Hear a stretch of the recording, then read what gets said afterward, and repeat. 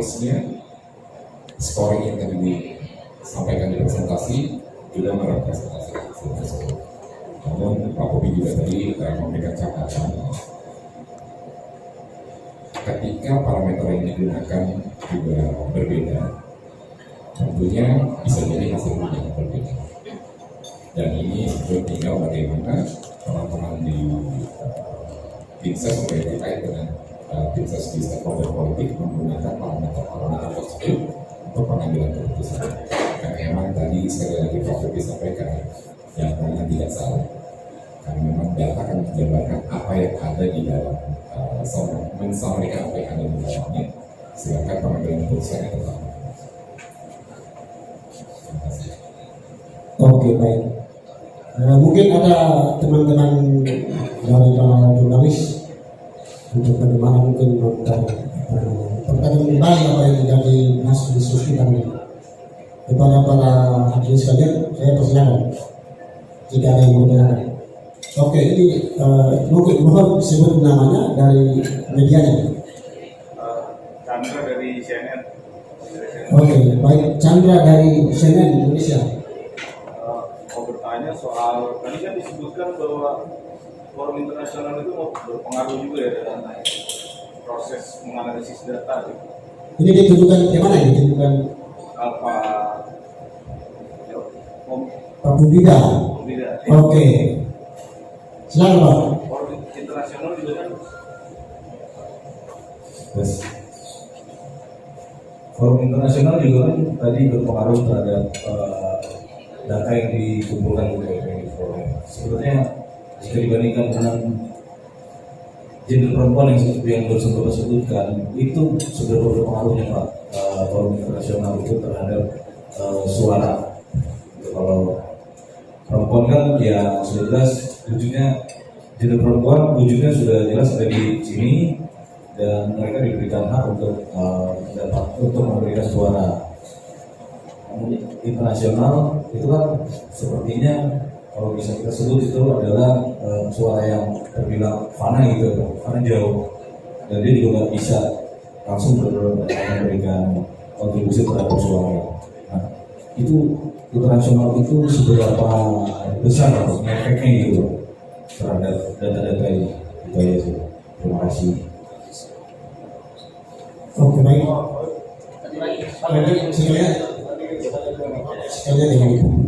Assalamualaikum warahmatullahi wabarakatuh. Saya Mirwan dari tadi dari konsultan biasa Mas, yang sedang melakukan politik.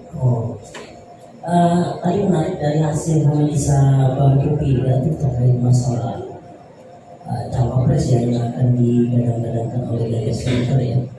Ada muncul beberapa nama. Yang ingin saya tanyakan sebenarnya ini riset ini apakah sudah dilakukan atau mungkin karena memang ada gejolak situasi yang memungkinkan mengharuskan harus muncul nama itu secepatnya. Terus yang kedua, tadi saya baca dari beberapa media dan salah satunya media Detik.com, News.com. Di sini Pak Hasto, Sekjen PDIP, mengatakan ada beberapa nama yang muncul. Nah ini kemungkinan besar ini pasti Pak. Tadi Bang Bobi bilang Bu Mega itu determinasinya kuat ya. Artinya ini nggak mungkin statementnya Pak Hasto tanpa ada informasi atau tanpa ada konfirmasi atau bukti ada informasi dari Bu Mega ketika dia menyampaikan informasi itu ke publik. Ini ada beberapa nama kita survei atau survei yang dilakukan sama Bu Mega itu dengan data centernya ini. Kalau di dunia di teman-teman di luar negeri itu, anggaplah dunia internasional teman-teman kita di luar negeri lah gitu ya. Karena mereka itu pemilih kan sebenarnya. Walaupun pemilihnya nanti melalui KBRI atau KJRI. Nah, mereka itu langsung berpendapat, wah kalau bisa bahasa Inggrisnya bagus lah gitu kan. Nah, salah satunya seorang komentar gitu. Dan silakan nanti kalau misalnya memang ada kesempatan bisa lihat di Instagram yang kayak gitu. Saya beberapa kali saya lihat ini berkelas. Jadi kalau data tadi bukan opini opini saya. Jadi terbalik nih, saya cuma menjustifikasi apa temuan tadi itu dalam saya beropini, kira-kira seperti itu. Nah, tapi sekali lagi dunia internasional itu maksudnya tuh lebih ke arah basis diasporanya sebenarnya, bukan kayak negara Amerika seperti apa gitu. Tapi jangan salah juga, seperti kedutaan besar Amerika itu juga cukup mempunyai persepsi politik tersendiri loh di tanah air kita ini. Dan mereka punya preferensi untuk tidak info secara langsung ya, tapi seperti merekomendasikan calon tertentu itu ada ya. Jadi nggak bisa dinafikan gitu. Pada akhirnya sebenarnya kedutaan besar mempunyai preferensi tersendiri, di mana mereka sebenarnya memang tidak memilih, tapi karena berinteraksi dengan ya paling tidak birokrat kita, kemudian juga ambasador kita gitu, itu bisa memberikan warna tersendiri di dalam konteks elektoral kan. Nah, jadi kami memasukkan nilai ini juga sebenarnya di dalam hal salah satu yang selalu menjadi catatan teman-teman dari kedutaan besar Amerika itu adalah sebenarnya mereka ingin banget mengundang Mas Ganjar itu ke Amerika, tapi saya bilang ini waktunya nggak mungkin nih kalau sekarang ini. Jadi mereka juga ingin tahu figur Ganjar ini seperti apa. Tapi saya bilang gini aja, kalau Mas Ganjar menang, saya ajak sana. Saya bilang gitu. Jadi dibalik gitu. Nah, kepenasaran mereka inilah yang menurut saya perlu adanya cawapres yang mempunyai exposure internasional lagi. Jadi di situ basis mereka. Nggak, jadi bukan karena kita gaya-gayaan pengen bawa internasional, enggak. Jadi ada basis pemikiran tertentu. Mirwan, ya ini survei saya melakukan riset ini kalau untuk yang dalam urusan politik baru 2 kali. Rakning ngambil data analitik ini baru 2 kali. Yang bulan Juni kemarin baru dan sekarang ini. Jadi sebelumnya saya lebih banyak menganalisa big data itu dalam konteks monitoring ya, terutama misalnya bagaimana investment behavior ya. Jadi memahami cara investasi seseorang ataupun salah sesuatu badan ataupun gaya investasinya, karakter bagaimana gitu. Karena kan yang terjadi di dalam konteks transaksi di bursa efek itu kan itu lebih dananya lebih ya. Nah, kita harus bisa lihat trennya kayak gimana sih sebenarnya orang, apakah orang yang ketinggalan selalu lebih ketinggalan atau selalu di dapat untung atau gimana. Kita berusaha memahami itu paling seru lah kalau analisa itu. Bahkan kita bisa lihat kalau seseorang itu tendensinya mengatur pasar gitu ya, istilahnya itu stock cornering gitu, atau dalam bahasa Indonesia itu menggoreng saham gitu. Nah itu seperti itu. Nah kemudian tadi disampaikan bahwa ada statementnya Mas Hasto tentang ya di dalam dunia politik itu nggak ada yang yang udah pasti gitu ya. Sebelum ada hitam di atas putih langit dan didaftarkan di KPU, semuanya juga pasti. Ingat 2019 saja Pak Mahfud udah berbaju kan? Gak ada yang pasti. Gitu. Ya, jadi ya perubahan jangan kan pasti last second pun bisa kejadian gitu ya. Jadi itulah politik. Gitu. Ya, kalau menurut saya yang sebagai orang yang sudah lama berkecimpung politik, saya sih melihat jangankan sekarang, kira-kira detik-detik mau daftar ke KPU pun masih bisa berubah, masih mungkin bisa gitu ya. Nah jadi itu kira-kira yang yang selalu saya sampaikan. Nah yang kita dorong ini adalah nama-nama yang kira-kira memang bisa mewarnai dan bisa mendorong elektabilitas Mas Ganjar secara booster lagi gitu ya. Dan figur Bayeni ini yang teratas, dan memang secara logika politik ya, kalau kita lihat rencana lawan gitu, bahwa misalnya ada calonnya wakil presiden itu namanya presiden, kenapa Apakah kita bawa amanat presiden juga gitu aja gitu kan, susah amat sih gitu. Biar aja mantan presiden berlalu.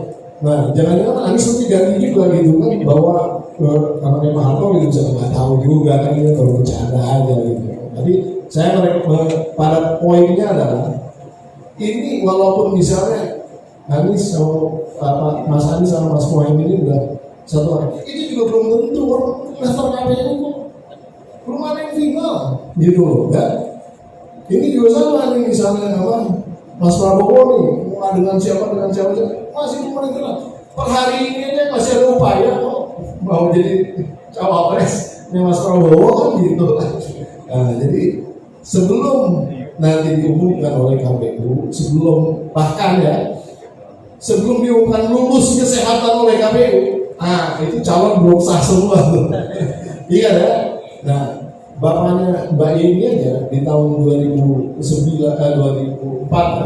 itu mau maju kan digugurkan oleh KPU karena masalah kesehatan. Ya, dulu beliau udah mau maju tuh sama Marwah Daud Ibrahim, ingat kan? Tapi digagalkan. Nah, jadi nggak bisa maju. Nah, jadi anything can happen. Ya. Kita juga nggak tahu nih dalam kurun 5 hari ke depan ini siapa sih yang akan meninggal di antara kita. Saya nggak bicara capres-cawapres yang meninggal, tapi di antara kita kan nggak tahu. Ya. Jadi kalau kita bisa meninggal, kira-kira dari capres-cawapres ini bakal ada yang meninggal juga mungkin aja, kita nggak tahu gitu. Nah, jadi itu. Jadi kita hanya di dalam konteks politik itu harus bermain dengan cerdas. Politik itu adalah seni bermain dengan berbagai macam yang namanya probabilitas, sehingga kita hanya bisa giring. Walaupun giring itu hanya ada di PSI, bukan berarti Ganjar Center nggak bisa menggiring. Gitu. Terima kasih. Oke, baik. Terima kasih Pak Bintang atas tadi mungkin. Nah, tadi satu hal lagi tadi Bang yang belum dijawab Bang. Kira-kira ada rekomendasi nggak dari Ganjar untuk memberikan semacam hasil analisis ini ke Bu Mega bahwa ini dijadikan pertimbangan yang besar nanti dalam tanda petik untuk kemenangan Pak Ganjar ke depan. Saya agak berani Bu Mega. Saya pribadi, tapi saya ada jalurnya ngomong. Tapi intinya ketika apa yang kita sampaikan pada hari ini muncul di media, ya tentu beliau akan mendengar. Tim dari PDIP juga akan menjadi bahan bahasan. Ya, kalau saya paham teman-teman di sana, mudah-mudahan cara berpikir kita ini nggak dianggap remeh. Oke, baik. Mungkin satu lagi ya untuk terakhir karena kita mungkin waktu. Ya, silakan Pak Heru, silakan. Singkat, padat dan jelas. Assalamualaikum warahmatullahi wabarakatuh. Saya Heru dari Ganjar Center. Pertanyaannya mungkin cuma 2 pertanyaan sederhana, singkat, padat, ringkas, dan cukup membahayakan. Iya. Yang satu, kenapa sih proses Pilpres sekarang deadlocknya agak lama ya? Itu karena faktor apa ya? Mungkin pengamat politik juga agak bingung, agak loadingnya lama berpikirnya, dari politik juga agak bingung. Hingga sampai saat ini mereka juga belum bisa menemukan titik temu sampai titik terakhir. Bahkan saya tadi lihat di media online, Prabowo sendiri itu nggak datang ke acaranya Projo walaupun Jokowi hadir. Itu kan tanda tanya besar ya. Dan yang kedua, kenapa sih ini kan Ganjar Center udah mengadakan 2 kali ya big data analitik. Kenapa sih Mas Gibran nggak bisa masuk? Faktornya apa sih? Betul, itu aja sih. Oke, baik. Kenapa Mas Gibran nggak bisa masuk? Ini pertanyaan untuk Pak Novo, bukan saya sebenarnya. Kalau langsung musik. Silakan langsung. Ya. saya sebetulnya bisa dijawab sama komen gitu ya, tapi SKD itu kalau nggak komen gitu ya. Nah, jadi terima kasih Bu Heru untuk menambah beban saya gitu kan. Yang kedua, saya masih bisa jawab. Ya memang ini situasi politik itu memang dinamis ya, dinamis. Yang saya sedihkan ada dua sebenarnya kontestasi yang sekarang. Yang pertama adalah sidingnya pengalaman. Jadi pengalaman ini udah banyak yang siding. Istilahnya itu udah berpihak gitu ya. Jadi kalau ada narasi-narasi dari pengalaman politik, hampir nggak bisa dibilang objektif gitu. Sama juga lembaga survei juga begitu, udah nggak ada tendensi mendukung siapa gitu. Jadi ini yang menurut saya menjadi persoalan tersendiri, terutama di dalam konteks membaca pemerintahan. Terus terang agak membingungkan. Karena sebenarnya di elit sih sebenarnya clear aja mereka yang sama kemarin dan nah, kalau kemudian dramaturgi yang ditampilkan di dalam konteks politik, ya kita nggak perlu disimpulkan dibaca satu persatu, itu menjadi sesuatu yang melelahkan. Nah, kita di dalam banyak ketidakpastian ini justru mencari kepastian. Disinilah Ganjar Center kemudian mengambil inisiatif di dalam konteks yang lebih real, gitu. Di dalam konteks yang lebih istilahnya advance, ya. Advance. Kenapa? Karena yang lain-lain udah sebetulnya, maaf ya kalau saya tidak menafikan upaya banyak pihak gitu ya, tapi banyak istilahnya busa-busanya aja, gitu. Tidak ada esensinya. Ya. Jadi kami hanya ingin kemudian berpikir bahwa Mas Ganjar itu harus menang dan kemudian sudah oleh siapa Ganjar bisa mendapatkan Muslim. Kalau bicara Mas Gibran, ya kalau di survei aja sebenarnya Mas Gibran memang agak berat sebenarnya sih. Kalau jujur aja gitu. Nah di big data juga Mas Gibran ini kan baru jadi wali kota Solo juga track recordnya memang masih belum panjang gitu. Jadi kalau mau dipasang di big data dikeluarin, ya saya dimarahin Pak Novo lah nanti lah, ya kan? Ini katanya saintifik. Bagaimana justifikasi saintifik saya tentang soal Gibran muncul di sini? Mohon maaf gitu ya. Jadi ya tidak terlepas rasa hormat saya sama Pak Jokowi dan juga Mas Gibran gitu. Tapi bukan berarti jadi saya harus kemudian memaksakan. Gitu. Justru kita jangan menjerumuskan. Kita harus di dalam ada hal-hal yang memang kita harus bersiasat gitu kira-kira begitu, tapi ada hal-hal yang nggak boleh ditukar diperdagangkan gitu, yaitu namanya basis analisa ilmiah dan data yang diperdagang. Kalau semua orang berdagang basis ilmiah selesai gitu nggak akan pernah bisa menjadi bangsa yang maju. Itu aja sih sebenarnya. Terima kasih ya Pak Heru untuk menambah beban saya. Waktu terbaik untuk kalian itu bisa dilatih dan cara data karena terkait kenapa Mas Gibran itu tidak masuk di analisis big data gitu. Iya, terima kasih Mas Heru. Tadi sudah disampaikan oleh Pak Fotis ketika membandingkan satu dengan lain hal yang periode ini tadi ditarik dari 2014, maka seluruh stakeholder yang di survei juga dari 2014. Jawab saya. Lalu saya ingin menanggapi sebetulnya menguatkan juga yang disampaikan oleh Pak Fotis sebelumnya, bahwa apa yang sudah dilakukan oleh baik konsultan politik maupun lembaga survei ataupun teman-teman lain yang terkait stakeholder politik, mereka sudah siding atau belum. Saya tidak ingin membicarakan tentang siding, tapi apa yang dilakukan oleh teman-teman adalah mereka sudah masuk ke dalam fase pertama, di mana menyediakan berbagai macam informasi di ranah digital dalam berbagai macam kanal yang bisa ditemui dengan mudah oleh para Gen Z dan milenial, sehingga harapannya dapat masuk di dalam 56 sampai 59%. Itu sih bisa saya katakan. Terima kasih. Oke, mantap. Oke, baik teman-teman semua, mungkin itu masih yang terakhir dari hasil diskusi ini.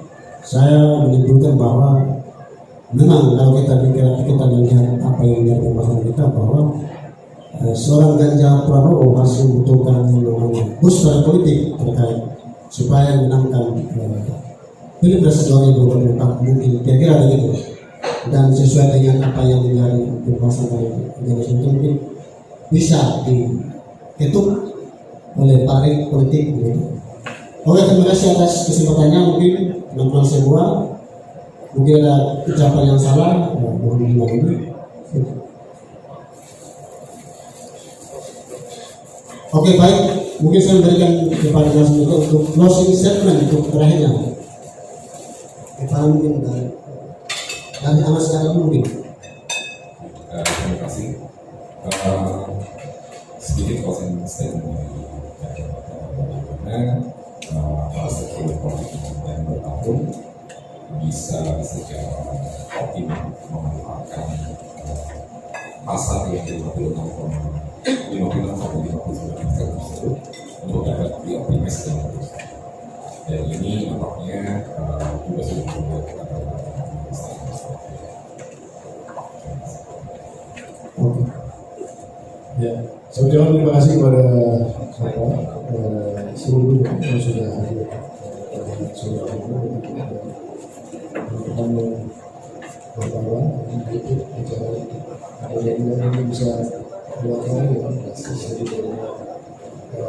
ya niat baik dalam konteks politik pertama dan itu satu, kedua juga saya rasa Indonesia harus memulai sesuatu hal yang berhubungan dengan teknologi, dengan apa namanya, untuk pengetahuan lebih intens, terutama di dalam konteks teknologi peradaban. Ganjar Center diciptakan di dalam konteks membangun platform peradaban di 2024. Kalau kemudian kita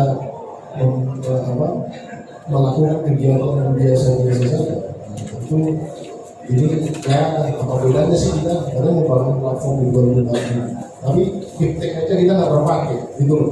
Nah, jadi di sini lah Ganjar Center berusaha untuk muncul dalam konteks yang berbeda, yang lebih maju dan mudah-mudahan ini bisa memberikan nilai pasti dalam konteks politik dan pendidikan. Oke, baik, terima kasih kepada para narasumber kita yang telah hadir untuk memberikan kita sebuah gambaran terkait analisa datanya, kepada teman-teman semuanya, para jurnalis yang sempat hadir dalam kesempatan sore ini. Oke, mungkin itu saja hasil diskusi kita pada kesempatan sore ini. Assalamualaikum warahmatullahi wabarakatuh. Waalaikumsalam.